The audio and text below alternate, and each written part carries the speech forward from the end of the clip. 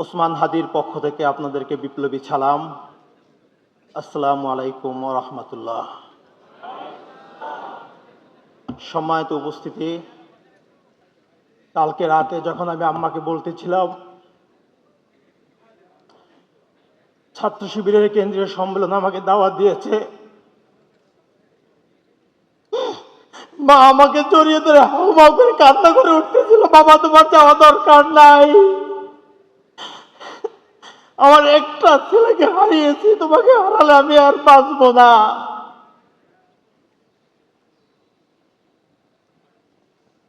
ওসমান হাদি যখন রাজপথে বক্তৃতা দিত, ফ্যাসিস্টদের চোখে চোখ রেখে শাহবাগে দাঁড়িয়ে নারায়ে তাকবীর স্লোগান দিত, আমাদের পরিবারকে হুমকি দেওয়া হতো, হোয়াটসঅ্যাপে মেসেঞ্জারে কাফনের বক্স পাঠানো হতো। শুরুর দিকে ওসমান আমাদেরকে বলতো, পরিবারকে জানাতো, পরে আর এগুলো আমাদের সাথে শেয়ার করতো না। মা ভয় পাচ্ছেন, আমি ওসমান হাদির বিচার চেয়ে যদি আবার সোচ্চার হই, আবার যদি রাজপথে আন্দোলন করি, আমাকেও হত্যা করা হবে, সে তার দ্বিতীয় সন্তানকেও হারাবে। আমি আম্মাকে সকালে যখন বাসা থেকে বের হয়ে আসছি, একরকম না বলেই আমি বের হয়ে আসছি। প্রিয় ভাইরা আমার, আমি ওসমান হাদির ভাই হিসেবে এখানে উপস্থিত হই নাই। আগেও বলেছি, আমি শহীদ ওসমান হাদির গর্বিত ভাই হতে চাই নাই। আমার বাবা মারা গিয়েছিলেন 2012 সালে। সেই 2012 সালের থেকেই আমরা দুই ভাই একই বাসার কাছাকাছি থাকতাম।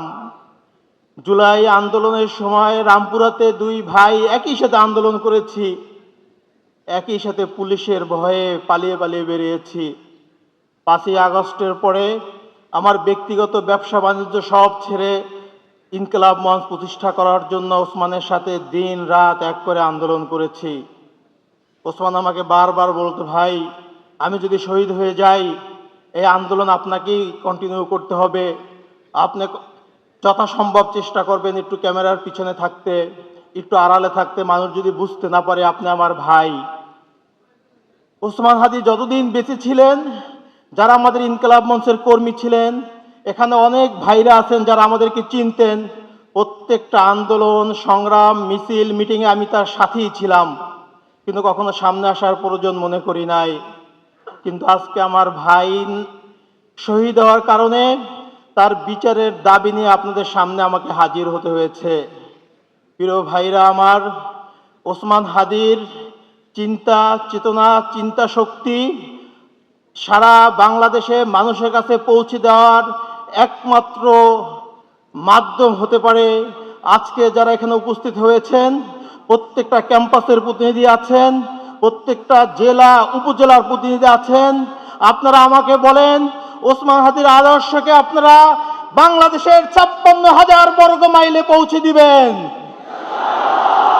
ওসমান হাদি শাহবাগে দাঁড়িয়ে বলছিলেন, এই আল্লাহর জমিনে আমরা কাউকে ভয় পাই না, আমাকে যদি হত্যা করা হয়, আমার পরবর্তী ভাইরা, আমার সন্তানরা এই আন্দোলনকে চালিয়ে নিয়ে যাবে। আধিপত্যবাদের বিরুদ্ধে আমাদের লড়াই চলবে, বাংলাদেশের ইনসাফ প্রতিষ্ঠার জন্য আমাদের লড়াই চলবে, সততার জন্য আমাদের লড়াই চলবে। যতদিন বেঁচে আছি এই আল্লাহর জমিনে সংগ্রাম করে শহীদ হয়ে যাব। প্রিয় ভাইরা আমার, আল্লাহ ওসমান হাদিকে শহীদ করেছেন। কি প্রস্তুতি নিয়েছিলেন আমি জানি না। এক শুক্রবার সকালবেলা সে সকল প্রস্তুতি নিয়ে জুমার নামাজ পড়তে আসছে। জুমার নামাজ পড়ে ফেরার পথে সে গুলিবিদ্ধ হয়েছে। পরবর্তী শুক্রবার রাতে সে শাহাদাত বরণ করেছে সিঙ্গাপুরে। ঘটনার 2 সপ্তাহ আগ থেকে খুনি আমাদের সাথে সাথে ঘুরে, আমরা কোনোভাবেই বুঝতে পারছিলাম না যে এই খুনি আমাদের খুব কাছ থেকে এত পরিকল্পিত রেকি করছিল ওসমানকে খুন করার জন্য। সে একাধিকবার অ্যাটেম্প নেওয়ার পরেও সে ব্যর্থ হয়েছে। আমরা পরবর্তীতে ভিডিওগুলো দেখেছি, কালচারাল সেন্টারের ভিতরে তাকে শ্যুট করতে চেয়েছে, আরেকজন হঠাৎ করে চলে আসার কারণে সে শ্যুট করতে পারে নাই। কিন্তু আল্লাহ তাকে জুমাবার শুক্রবারই কবুল করেছেন, এই জন্য খুনি শুক্রবার তাকে শুট করে সফল হয়েছেন।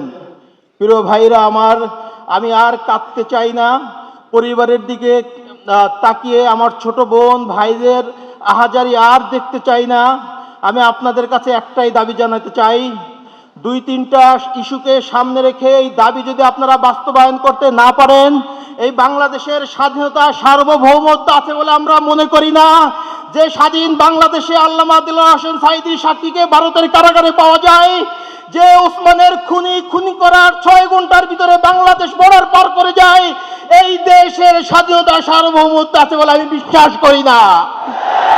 প্রিয় ভাইরা আমার, এই 56,000 বর্গ মাইলে আজাদির লড়াই আপনাদেরকে শুরু করতে হবে।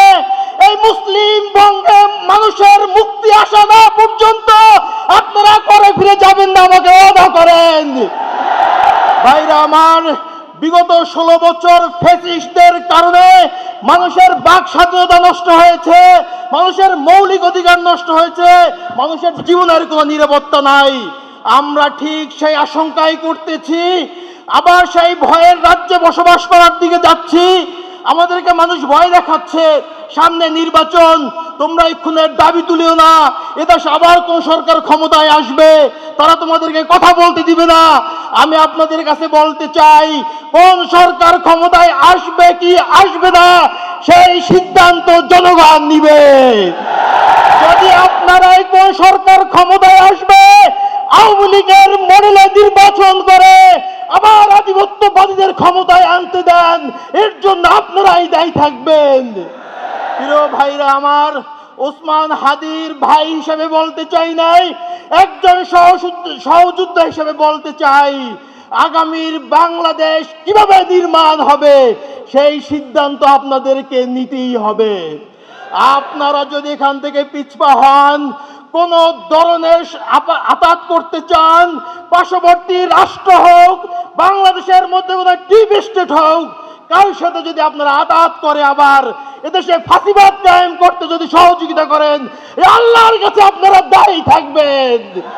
প্রিয় ভাইরা আমার, ওসমান হাদির রক্তের বিনিময়ে এই বাংলাদেশ আধিপত্যবাদ মুক্ত হোক, এই বাংলাদেশে ইনসাফ কায়েম হোক, এই আশাবাদ ব্যক্ত করে আমি আমার সংক্ষিপ্ত বক্তব্য শেষ করছি।